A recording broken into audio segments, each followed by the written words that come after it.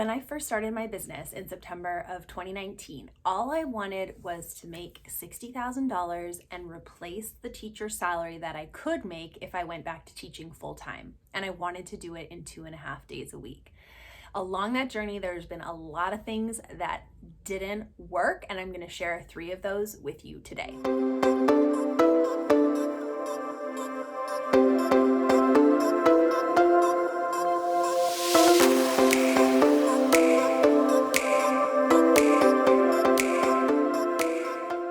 Today, I want to share 3 things that I have tried and have not worked in growing my business. And hopefully you can learn from those things so that you don't have to spend all the time I spend trying those things and seeing that they really don't help. The first is waiting for somebody else to open the door for my business. That is something that I probably spent a good 13 years doing. Before being a life coach, I was primarily a motivational speaker and author, and I spent a lot of time trying to find the right people to recognize and acknowledge and open the door for my work in the world. I really believed that I needed somebody with more influence, more followers, more reputation, more fame, so to speak, to mention me, to share about me, to endorse me in order for me to have that validation, basically, to be able to step into bigger realms in my business.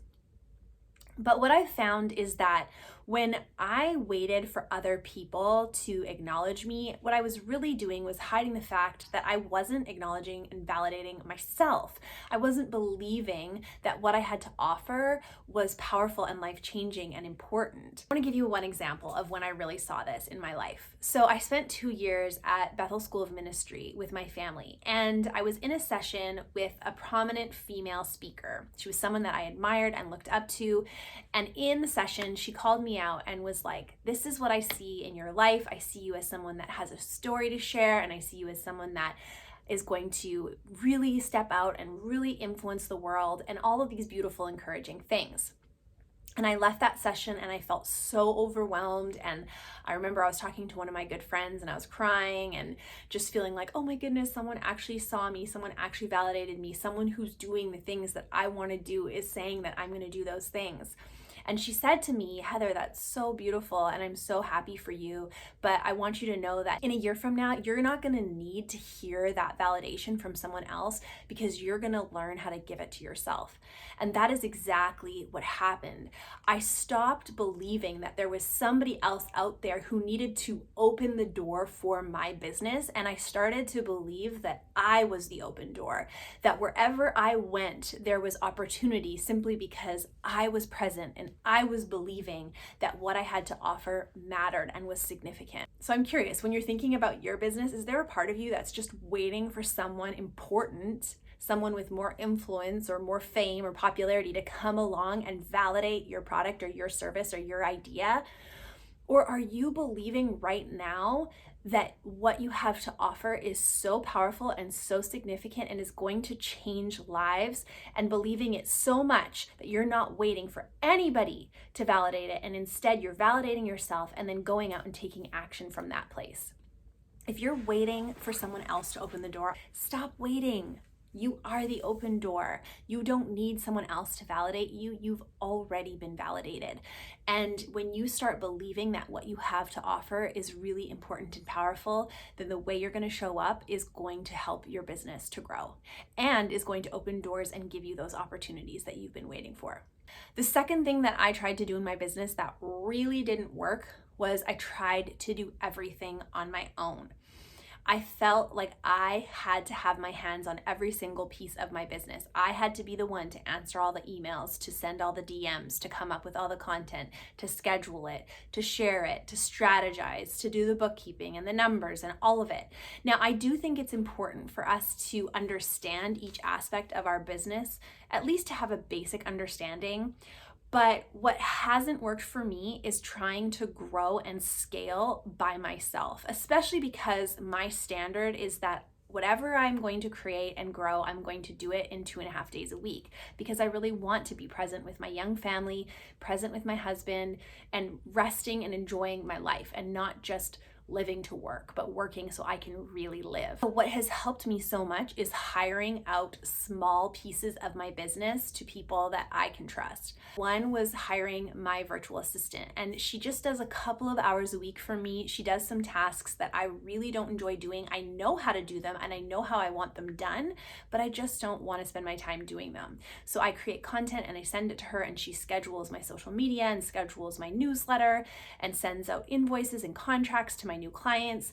All of those little admin tasks that I really, really don't like, I've been able to hand off to her, and she does them with so much excellence and efficiency that paying her to do it is way more useful than me taking up those valuable hours that I could be creating content or working with clients. It gives me all that brain space back. I think it's important for you to gather a really great team around you. Find a bookkeeper, an accountant, a lawyer who you can trust, but who are also creative and have similar vision to what you have in your business.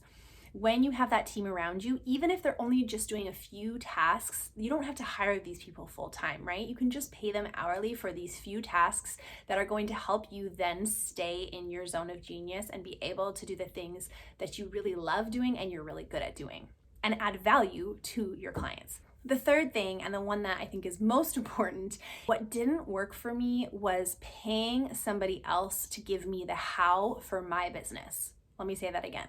Paying somebody else to give me the how for my business. Here's the thing. We all want the how. We want the 10-step program. We want to be able to read a book or listen to a podcast or sign up for a course or hire a coach or join a mastermind that is going to tell us, how do I get from here to there? How do I grow my business to 100K, to 1 million, to 10 million? Whatever it is, we want someone to give us the 10-step program. But I'm going to tell you right now that nobody can give you the how for your business. Your how is going to look different than any other person's how. Even if they're in the same industry as you, selling to the same people, your product and your expression is so much different than theirs. And your gifting and your journey is going to look different as well. So here's what I'm not saying. I'm not saying don't pay for a coach. Obviously, I wouldn't give you that advice because I'm a coach.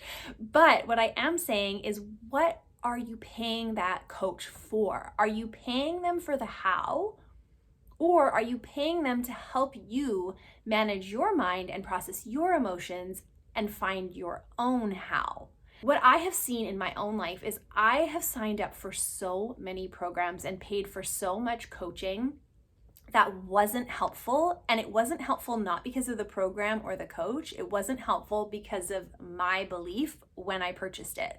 My belief was somehow this person is going to have the answers for my business. I'm going to pay them to give me the answers, to give me the how to grow my business. I've signed up for things like B-School, which at the time, I think it was $2,000, and it was a lot of money. I never made that money back in my business.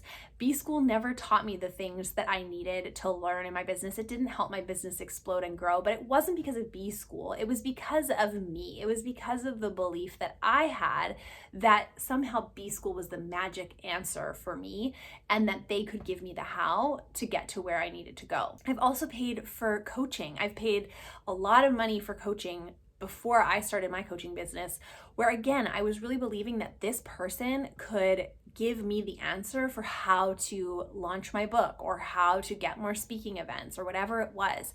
And in the end, it really felt like money wasted because I didn't get the result. And the reason I didn't get the result isn't because they weren't a good coach or it wasn't a good program. It was because of my belief. I wasn't believing that I already had the answers inside of me and someone was going to just help me pull them out and take action on those things. I was believing that they had the answers. That belief has never served me. And I want to tell you right now that if you see yourself just signing up for more programs and joining more masterminds and hiring more coaches and reading more books and listening to more podcasts, but you're not taking action in your business, you're not trying things and failing at them and taking that feedback and learning and adjusting, if you're not believing that you have the blueprint for your business inside of you already, and it's nobody else's job but yours to figure out the how, then stop buying all the things. Stop signing up for all the things. Because when you're doing it from that place of believing that someone else can show you how, I can promise you, you will not get the result that you want. So what has worked for me is believing that I have the blueprint and that I can hire somebody else to help me pull it out of me, particularly by managing my mind, managing all of those thoughts that are swirling around in my brain that are holding me back from taking the action that I already know I need to take, and processing my emotions. If you're going to hire a coach, hire someone that will teach you how to manage your mind and process your emotions, not someone who will just give you another action plan. Because what I'm guessing is that you already know the steps you need to take, but you're not taking them. And the reason you're not taking them is because of what's going on in here and here. So I hope that you can learn from these mistakes that I have made along the way. And I hope you can see that the theme here isn't the mistakes have been actions, but that the mistakes have been beliefs that have held me back. I really want to challenge you to stop waiting for someone else to open the door for you and believe that you are the open door. To stop believing that you have to do this all on your own and to really ask for help and gather an amazing team around you. And finally, to stop paying for someone else to give you the how and know that the blueprint for your business is already inside of you. If you love this content and you find it helpful, I want to invite you to join Life Launch. Life Launch is a place where you can learn how to manage your mind and process your emotions so that you can unlock the blueprint that's inside of you for your business and for your relationships and for your life. And you can start to see the results that you want in every single area of your life. Because the truth is I'm not here to give you the how. The coaches from Life Launch are not here to give you the how.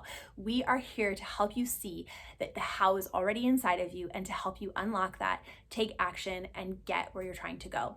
If you're interested, check out the link below this video. In February, we're talking all about how to bring your marriage back to life, to bring the fire and the passion, and it's going to be an amazing month. So if that's something that you have been struggling with or you've been wanting more of, come check out Life Launch for February, and I will see you next week.